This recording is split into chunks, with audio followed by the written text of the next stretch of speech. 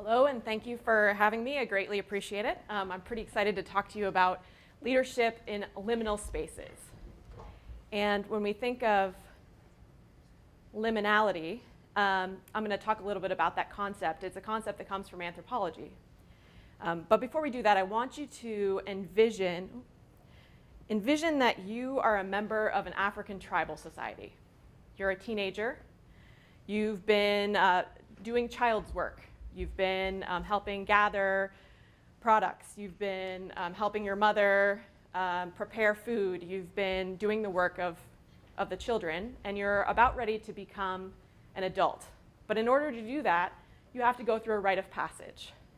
Pictured here is an African society where the boys are exposed to the elements for a very long period of time before they can be accepted by the tribe as men.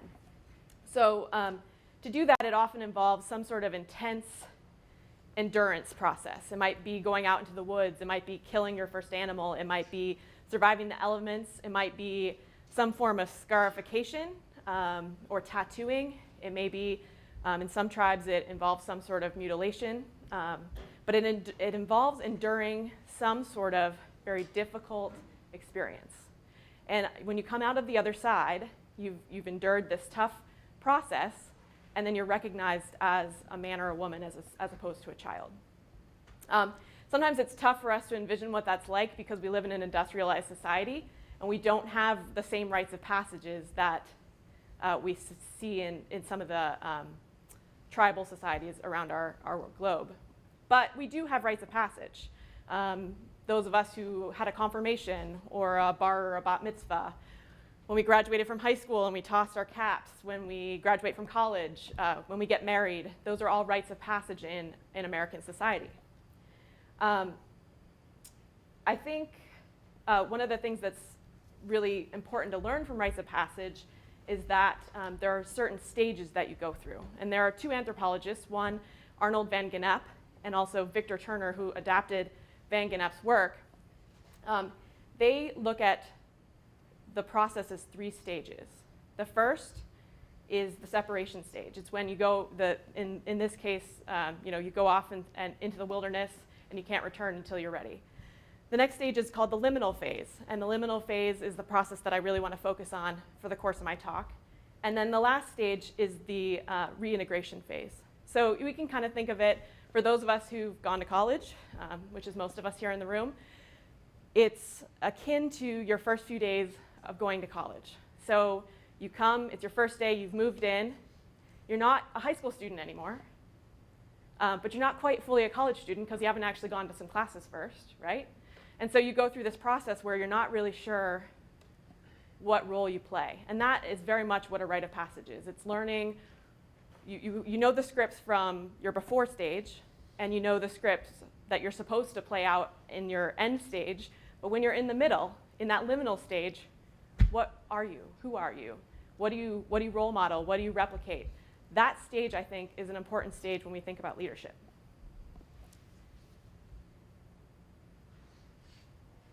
So now I want you to picture that you're going to another country. So you get on your plane, and you go to a country that doesn't speak your primary language, and it's a very, very different culture. Very different from the culture that you grew up in. And you get off the plane, and you aren't really sure how to get anywhere. You can't read the signs. You don't know where you're going. You don't have a map.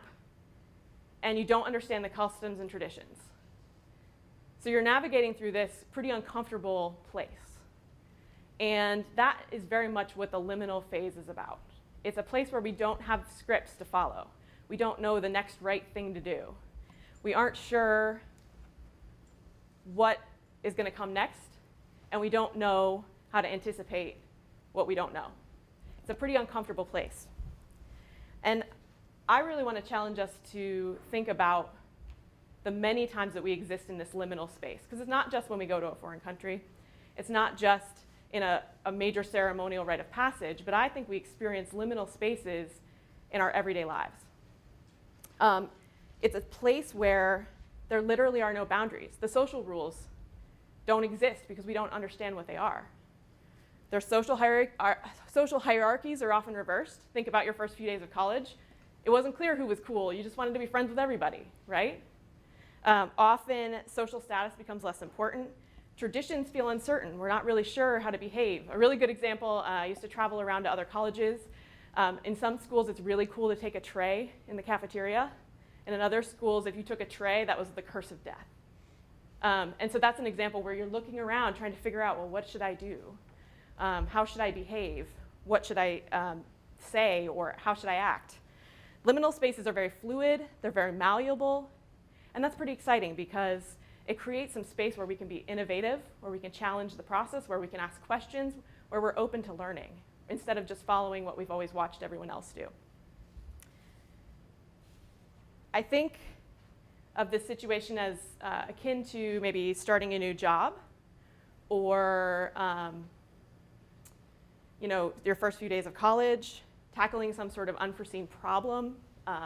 Let's say it could be in an academic environment, but it could also be a relationship problem. It could be navigating communication with your parents when you go home for the first time after you've been away at college for a while and you want to talk about curfew. It could be a lot of different things like that.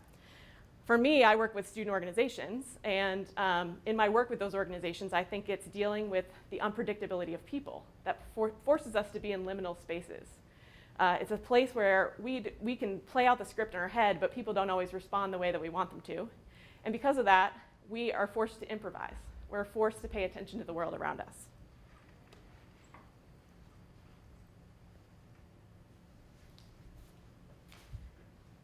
So one of the things that I'd like to do is issue a challenge for all of us. I think that we need to ask ourselves what liminality means. Often, critics will say that when we're in a liminal space, because we don't have a script, think about being in a foreign country, we often will turn to everything that's around us and look for cues about how to behave. And as a result, it leads us to copy rather than to innovate. And I think that's true. I think in reality, we often feel like we're trapped in a maze and we just are going to take the path that everybody else has taken.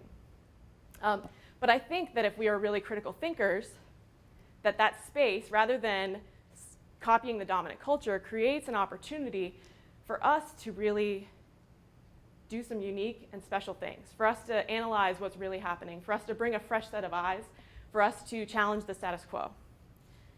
And I think it's important for us to ask the question what that requires of us. So I think that there's a couple of things. First, I think it's really important that we think of ourselves as a blank slate. If we don't know the culture and traditions, if we're not sure how to behave, whether that's in a project environment, whether that's in the laboratory, if that's in a leadership type situation, we're often not sure what the next steps are. I feel like I experience that almost on a daily basis, where I don't know, a student organization may bring a problem to me that I've never experienced before, and I can maybe think about how I might handle it in another context, but people are different, and because of that, I don't always know what the right answer is. I don't have a script to follow. I think it means that we have to embrace our intersectionalities. And what that means is every single one of us brings something unique or different to the table. Every single one of us, by virtue of our life experiences, the country we grew up in, the ways we were raised, our religion, our faith, the things we've done in our lifetimes, we bring things to the table. And each of us has the capacity to contribute really unique individual things because of that. And often when we're following a script, we say, okay, this situation occurs, I need to do X, I need to do Y. Then we sometimes ignore our own intersectionalities. We sometimes aren't listening to the life experience that informs our decision making. And so in a liminal space, we can listen to those intersectionalities. We can adopt traditions or beliefs based on what we've experienced in our lifetimes. I think it also requires us to be comfortable with uncertainty. And for scientists and engineers, sometimes that can feel dangerous. It requires us to not necessarily know what we're going to do.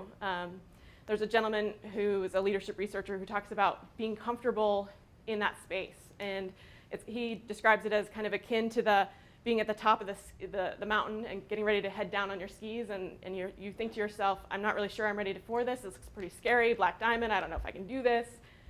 And then you do it, and you get to the bottom, and you say, that was fun, let's do it again. It's that space where it's controlled risk. where we're uncertain about the results, but we have a sense that it might be pretty positive. And so we take that risk and we do it. I think it's important in this space too, instead of following a script, I am the leader and therefore I know what we should do right now. In a liminal space, we have to think about the social cues around us, just like when we're in another country that we're not familiar with.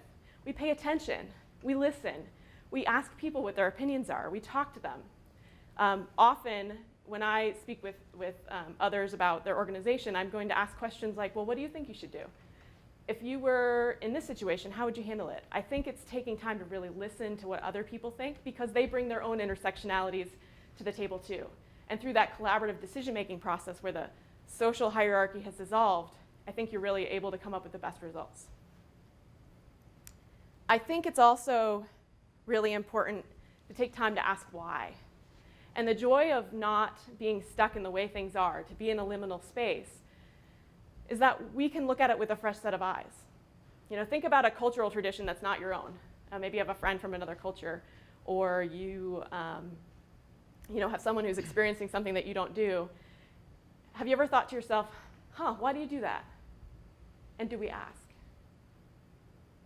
Or do we just assume that the way things are the way things are supposed to be? I hear it all the time from folks. They say, well, we've always done it that way.